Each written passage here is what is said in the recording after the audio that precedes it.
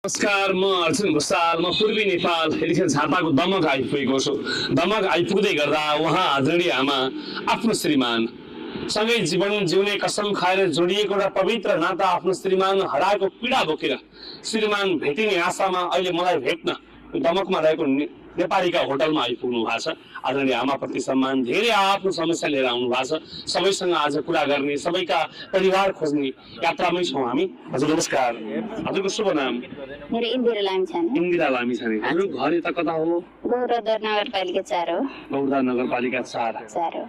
श्रीमानको नाम? नरबहादुर लामिछाने। नरबहादुर लामिछाने। हराएको कति वर्ष हो? 12 वर्ष। 12 वर्ष हो। त्यसको बिरामी केही? बिरामी त एक धामी हुनुहुन्थ्यो।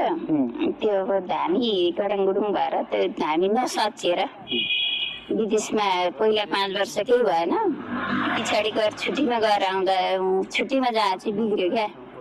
अनि उहाँबाट भान्जाहरू 4-5 जना आफ्ना हुन्थ्यो त्यही कम्पनीमा। अनि उहाँले पठाउनु भयो। काठमाडौँ आएर पनि घर आउन बाटो देख्नु भएन। होटलमा हराउनु भयो। होटलवालाले ओलिया गरेर खोजेर गाडी हालेर पठायो।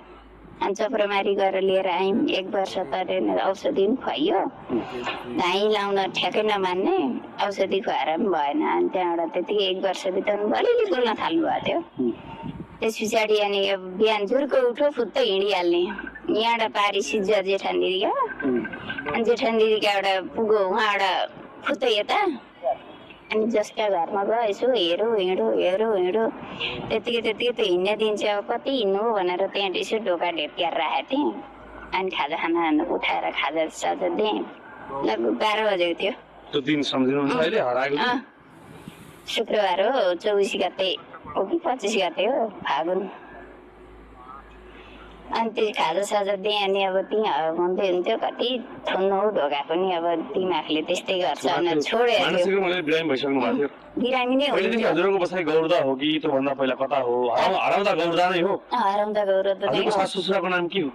हाम्रो त ताप्लेजुङ हो। ससुराको दरबसिङ, सासूको रूपमा। अनि अहिले हुनुहुन्न। हजुरको बालबच्चा? बालबच्चा 5 जना। 5 जना। केही भन्न चाहनुहुन्छ श्रीमान? यदि कतै बस्नु भएको छ, केही गर्दै हुनुहुन्छ भने केही भन्न मन छ? होइन, श्रीमान कहीँ कसैले देख्नु भएको छ भने खबर गरिदिनु होला। बरु हामी लिन दुःखले जान्छौँ, दुःख सुख जहाँ भए पनि। यदि खबर गरिदिनु भयो भने हामी आउँछौँ। जहाँ भए पनि खबर पुगेर पुर्याइदिनुहोस् क्या सबैले। भेट्न मन छ, देख्न मन छ। देखेको दिन कस्तो हुन्छ? श्रीमान देखेको दिन अब कस्तो हुन्छ त्यही दिन मात्रै थाहा हुन्छ क्या। एउटा प्रेम हो। एउटा श्रीमती, आज एउटा आदर्शवान श्रीमतीले श्रीमानलाई गरेको पर्खाइ एउटा त्याग हो। यो सायद आजका यो समाजमा छैन। आज 2-4 दिन नहुने बित्तिकै समाजमा अनेक खालको घटना घट्न थाले। तर यतिका वर्षसम्म आज इमानदारिताका साथ 5-5वटा बालबच्चाको अभिभावकत्व ग्रहण गर्ने कुरा एउटा नारीका लागि सानो चुने कुरा होइन। सासु ससुरा, परिवार, आफ्नो आफन्ती अनि बालबच्चाको भविष्य, त्यही माथि पनि श्रीमान हराएको क्षणमा गर्नुपर्दाको पीडामा पनि शक्तिशाल जस्तो बियर सङ्घर्ष गर्ने म उहाँप्रति सम्मान व्यक्त गर्न चाहन्छु। यस्ता सबै आमाहरूप्रति मेरो सम्मान छ।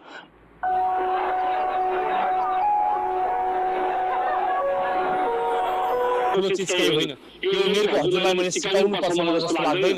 यदि हुनुहुन्छ, कतै हुनुहुन्छ, घर आउने चाहना छ, यदि आफ्नो दिमागले पनि काम गरेर आउन सक्ने अवस्था छ भने आइदिनुहोस्। परिवार ठुलो चिज हो। जीवनको शाश्वत सत्य, जीवनमा एक चिज चाहिँ सत्य छ, घर। अरू सब भ्रम हो। जहाँ जाउँ जति हुनु बाटोमा आउनुपर्ने घर हो।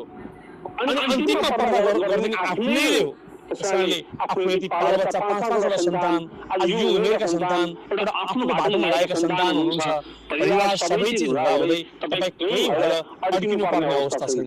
तर मानसिक रूपमा विक्षिप्त भएर, सहारा बिनु भएर कहीँ आश्रममा अथवा कहीँ सहारा लिएर बस्दै हुनुहुन्छ भने, यदि उहाँलाई कसैले सहारा दिएर राख्नु भएको छ, कुनै आश्रममा, नेपाल होस् या इन्डियाका विभिन्न आश्रममा कसैले देख्नु भएको छ भने खबर गरिदिनुहोस्।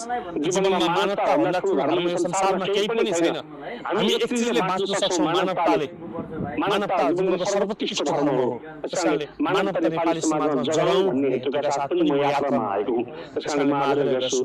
उहाँ हुनुहुन्छ, कसैले देख्नु भएको छ भने नजिकको तरिकाले अथवा हाम्रा नम्बरहरू 98 550 51 340, 98 514 941, 98 015 64 807, 98 015 64 807 मा फोन गर्न आग्रह गर्छु। छोराछोरीलाई पनि बाल देख्ने चाहना छ, श्रीमतीलाई पनि श्रीमान भेट्ने चाहना छ, हरेक चाड सुनसान भएको छ। दसैँ आउँछ, घरको एउटा कुनामा रुवासी जान्छ। छोराछोरीका लागि पनि चाडबाड आयो, नाति नातिनालाई पनि त्यही अनुसार हुन्छ। त्यसैले यो परिवार बाहिर देख्दा हाँस्यो होला, तर भित्र रोएको छ। किन रोएको छ? आफ्नो मान्छेको लास पनि छैन, सास पनि छैन। यो लास र सास केही नपाउँदाको पीडा जस्तो जीवनमा पीडा अरू केही पनि हुँदैन। मान्छेले जति ऋण लाए पनि तिर्न सक्छ, तर मान्छे नपाउँदाको पीडा बेग्लै हुँदो रहेछ। यो कर्मको बुझाइ हो। जहाँ हुनुहुन्छ, कसैले देख्नु भएको छ, कसैसँग हुनुहुन्छ भने प्लिज खबर गरिदिनुहोस्। म खबर गर्ने व्यक्तिलाई हाम्रो तर्फबाट सम्मान गर्नेछु।